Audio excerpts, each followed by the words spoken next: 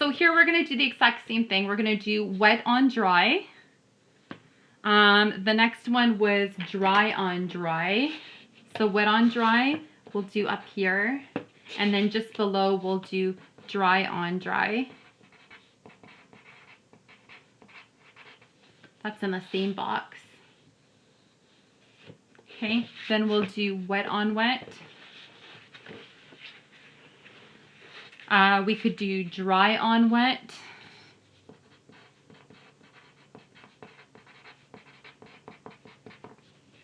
Okay, dry brush. We'll do down here. Gradient, ombre, going from one color to another color. And on the back, we'll do flat wash. And values. Okay, this time we are using acrylic.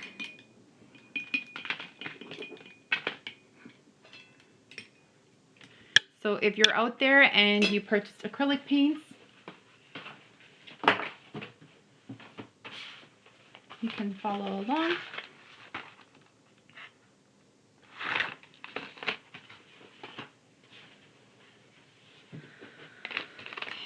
I'm gonna do a little bit of blue, and my palette, I was painting last night and I didn't clean my palette, so I think I've effectively ruined my plate. I'm not gonna be able to clean it, but that's okay. So again, the beauty of working with acrylic is once it's dry, you can't reaccess it.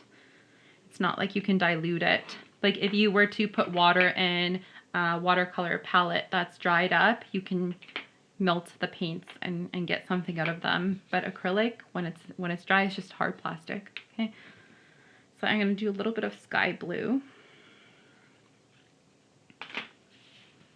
Okay, and I'm going to do a flat wash again with a sky blue. So to do a flat wash, just like with watercolor, you're going to dump some, well, not dump, but bring some water into your acrylic. And again, acrylics aren't designed to add a lot of water to unless you want this washy look. Okay, and again, with washes, you want to move fast and get a consistent shade right across. So again, a great way to start your sky in the background.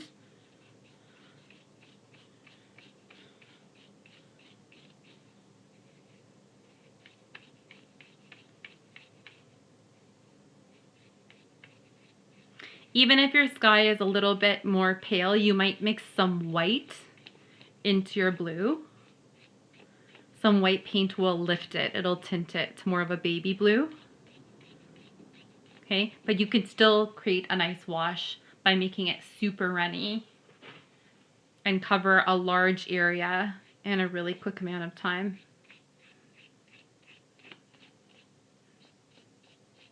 The nice thing about a wash too is that it stretches the paint pretty thin, which increases the drying time. Okay, so you can do a wash with acrylic. I'm going to do another wash over here. So we're going to try some different paints on top of dry paint here. So I might as well use up my blue here.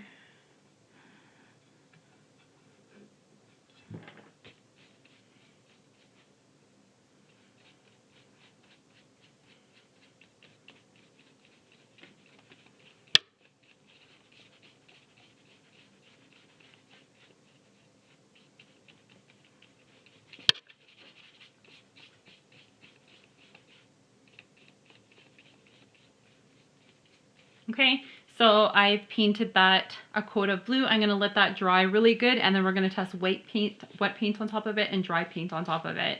Okay, here on this side, we're going to try wet paint on top of wet paint using acrylic. So normally with acrylic, you wouldn't be using a lot of water on it. I'm going to grab some more blue here. You could have just a little bit of water on your paintbrush when you're using acrylic, but again, you don't need to be diluting it to make a wash. So here I just have kind of a normal consistency of blue. I just moistened my brush a little bit. I didn't actually dump water into it. Okay, so here, or actually, you know what? I'm going to try the ombre while I have a wet blue. Okay, so say I want to ombre my blue and I want to go from a dark blue to a light blue. Maybe I'm working on a sky that goes from dark to light. Okay, so I'm going to do my regular blue. Doesn't have a lot of water added to it, but it's nice and wet. And then I'm going to reach for white paint. I'm going to ombre it so that it goes lighter. I'm going to add the white underneath. And then before it dries really quickly, you have to work super fast with acrylic because acrylic will dry really, really quick. And you want to blend it out as fast as you can before the other side dries.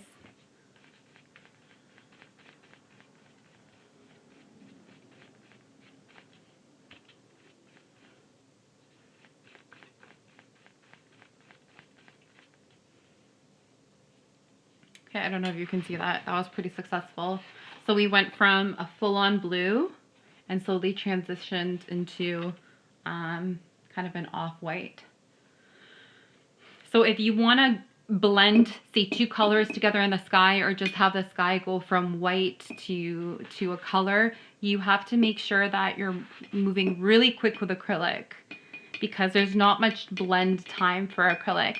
That's why oil paints were actually invented, because oil paints stay wet for not even hours, days, sometimes even weeks. So artists that required a lot of blending to do super high realistic portraits and landscapes, they had like days, if not weeks, to go back in and blend and merge certain areas.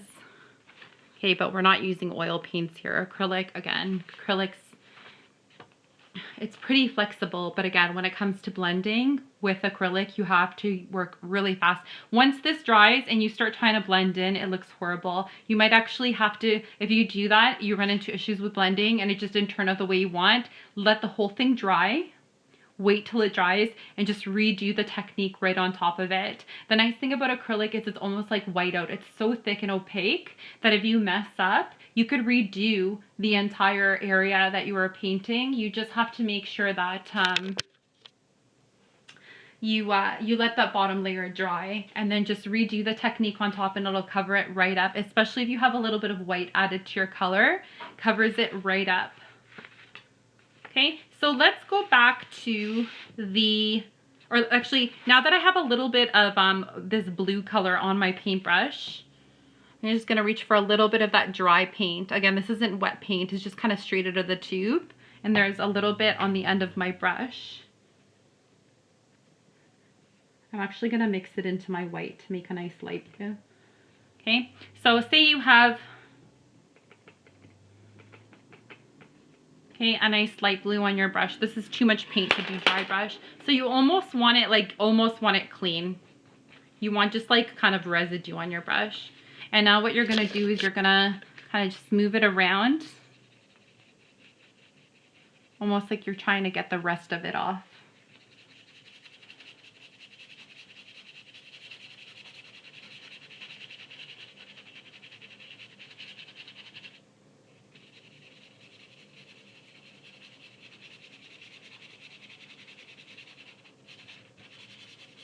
Again, dry brush is very popular for creating very nice natural flowy clouds or anything that has that really soft feel. Maybe like the spray at the end of the water on the ocean.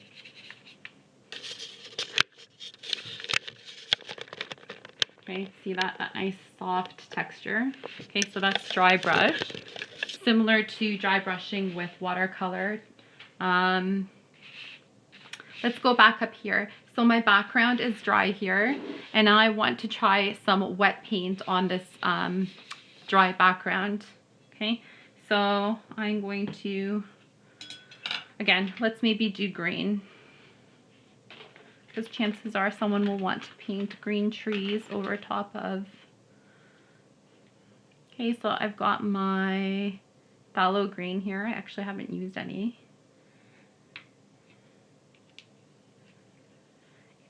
And remember, when you're coming up with colors for your color palette, remember all the color mixing exercises that we did before. We did color wheels, we did earth tones, we did tints, tones, shades.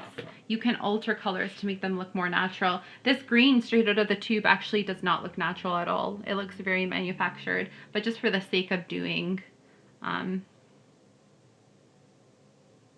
a wet paint. So in order to wet it, I'm going to have to add some water to it.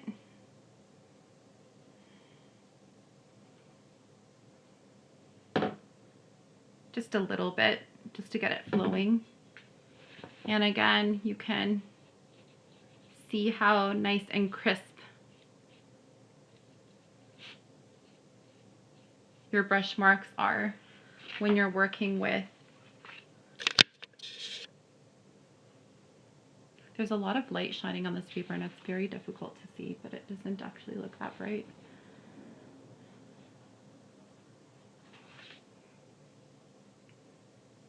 Okay, and vice versa, if you have dry on dry, let's see, we could dry brush a cloud on top of the dry background here.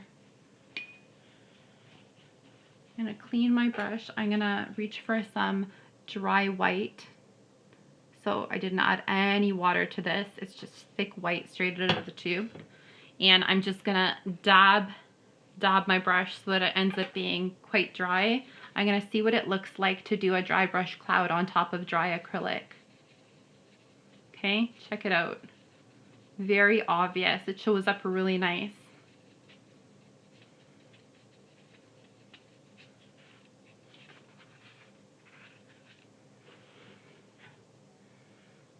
Okay, if we do wet on wet,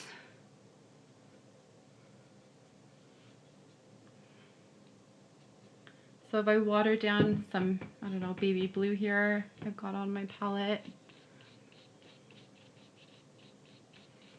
We do some wet, and then I reach for some wet white paint.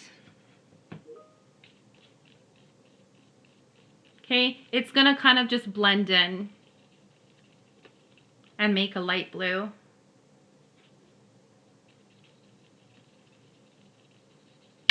So again, basically if you use wet on wet with acrylics, it's like mixing the two colors on your palette. The two of them are going to make a new color. Okay, so I just mixed white and blue. I just basically put some blue wet paint on, then I put some white wet paint on, and I was still able to blend them on the surface. So you can actually do that on your canvas. You can either do all of your color blending on your palette, then move that desired color onto your canvas, or you can actually do some new color blending right on the surface of your canvas. Okay, what else can we do here? Values. Okay, so to create different values using acrylic, you're not necessarily going to get away with doing washes like you were with watercolor. You may actually have to alter it by adding white to that color, by adding gray to that color, or adding black to that color. And I'm not going to redo that because you guys already know how to do that.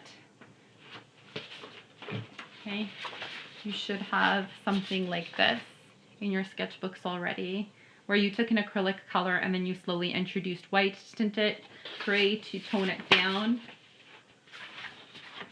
or black to make the color darker. Okay, and remember, you don't need a lot of black to darken a color, just a teeny touch. Okay, and gray doesn't necessarily darken a color, it just makes it less cheery, it just makes it less brilliant. And obviously white will tint something to make it lighter. Okay, and please don't forget, those of you guys that are using acrylic or watercolor, you get really nice earthy tones, which you will need because you're doing earth meets sky. Okay, you're going to get really nice natural colors by playing around with opposite colors on the color wheel. So purple versus yellow, orange versus blue, and green versus red.